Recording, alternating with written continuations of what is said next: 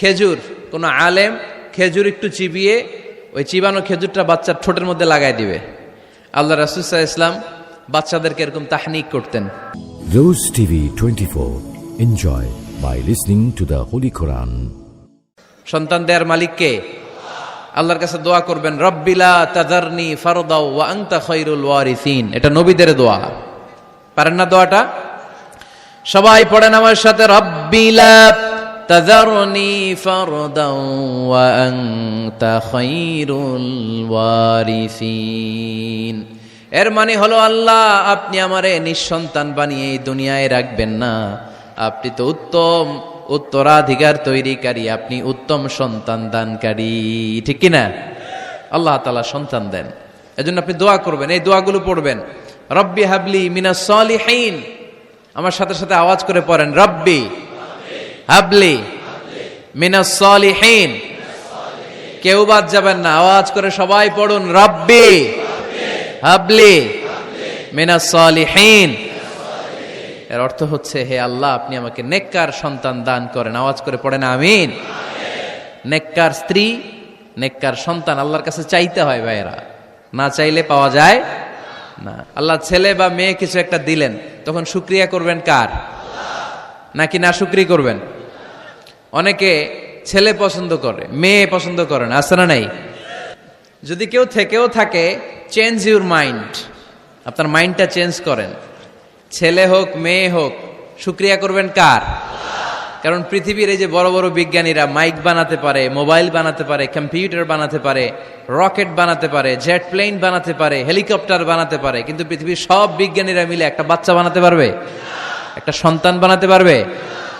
Artificial মাঝে মাঝে robot বানায়। একটা রোবট আসছিল আমাদের দেশে, সোফিয়া নামে, মনে আছে? এরকম আরো ডেভেলপড রোবট তারা বানিয়েছে, কিন্তু এগুলোও কাজ করে না। এদিকে যাইতে গেলে মাঝে মাঝে ওদিকে চলে যায়। আর এগুলোর সিস্টেম সফটওয়্যার ভিতরে ঢুকাই দিতে হয়, সফটওয়্যারে যা, এর বাইরে কিছু বলতে পারে না। তাহলে গোটা বিশ্বের সবগুলো রোবট এক জায়গায় রাখলে আল্লাহর দেয়া একটা মানুষের ব্রেনের সমান হবে? এই পৃথিবীর সবচেয়ে পাওয়ারফুল কম্পিউটারের নাম হচ্ছে দি ক্রে-1 সুপার কম্পিউটার। আমেরিকার মিলিটারি বেইজে বিভিন্ন ম্যাথমেটিক্যাল ইকুয়েশন ড্র করার জন্য এই কম্পিউটার তারা ইউজ করে।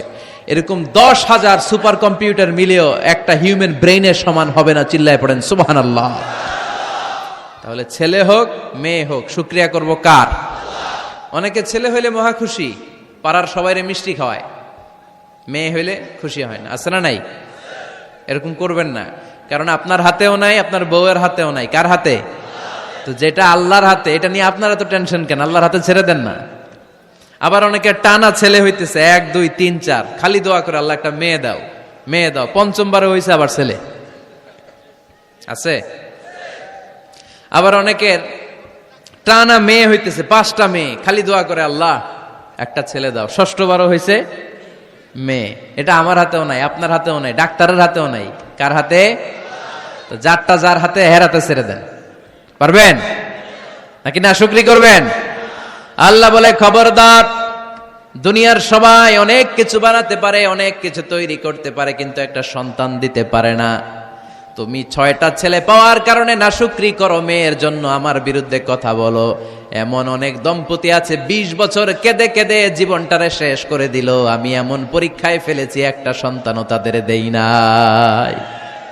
আল্লাহ অনেকের কিছু দেন নাই। ছেলে দেয় কে? সবাই বলতে হবে, ছেলে দেয় কে? মেয়ে দেয় কে? ছেলে মেয়ে দুইটাই দেয় কে? আবার কাউরে ছেলেও দেন না, মেয়েও দেন না, তিনি কে?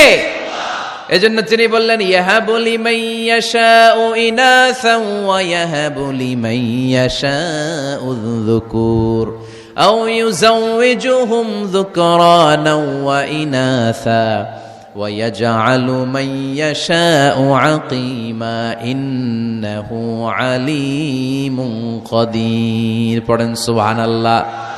আল্লাহ ডেকে বললেন, আমি এমন এক সত্তা, আমি যারে চাই তারে ছেলে দেই, যারে চাই তারে মেয়ে দেই, যারে চাই তারে ছেলেও দেই, মেয়েও দেই। আমি এমন এক সত্তা, যারে চাই না তারে ছেলেও দেই না, মেয়েও দেই না। তিনি কে? তিনি দেন। এজন্য শুকরিয়া করবেন কার? ছেলে দেখ মেয়ে দেখ, সন্তান হওয়ার সাথে সাথেই ছেলের কানে বা মেয়ের কানে আজান দিতে হবে। কে দিতে হবে? আজান দিতে হবে। দেন না আপনারা? দিবেন। নাকি ইমাম সাহেব হুজুর আসবে তারপরে দিবে, বসে থাকেন? খতিব সাহেব হুজুর না আসলে তো আর আজান দেওয়া যাবে না, বড় হুজুর না আসলে তো আর দেওয়া যাবে না, এরকম না।